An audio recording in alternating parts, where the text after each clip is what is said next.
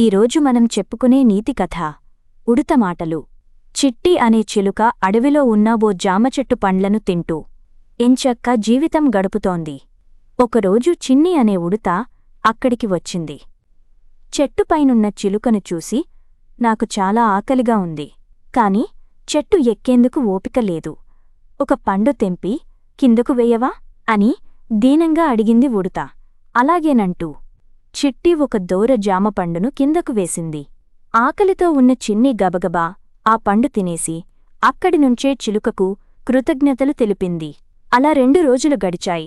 ఉడత జామపండు కోసం చెట్టెక్కింది. చిలుక పక్కనే పండు ఉన్నా అది తినకపోవడంతో, ఏంటి తినడం లేదు అని అడిగింది. నాకిప్పుడు ఆకలిగా లేదు, నువ్వే తిను అంటూ ఇచ్చింది చిలుక.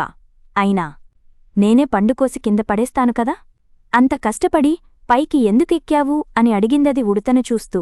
దానికి చిన్నగా నవ్వి, మిత్రమా, మొన్న ఎన్ని చెట్లెక్కినా ఆహారం దొరకలేదు. ఇక్కడికి వచ్చేసరికి అలసిపోయి చెట్టు ఎక్కలేకపోయాను. కాని ఇప్పుడు నాకు ఓపిక ఉంది. నువ్వు నాకు సాయం చేస్తాననడం బాగానే ఉంది. కొన్ని రోజులకు అదే నాకు అలవాటవుతుంది. దాంతో ఇక చెట్లు ఎక్కడం మర్చిపోతాను. సొంతంగా నా ఆహారాన్ని నేను సంపాదించుకోలేను. ఎప్పటికీ ఇతరుల మీద ఆధారపడాల్సి వస్తుంది. కష్టపడి మన పనులు మనం చేసుకున్నప్పుడే ఆరోగ్యంగా, ఆనందంగా ఉండగలుగుతాం. ఎదుటివాళ్ల మీద ఆధారపడితే ఎప్పుడు సంతృప్తిగా జీవించలేం.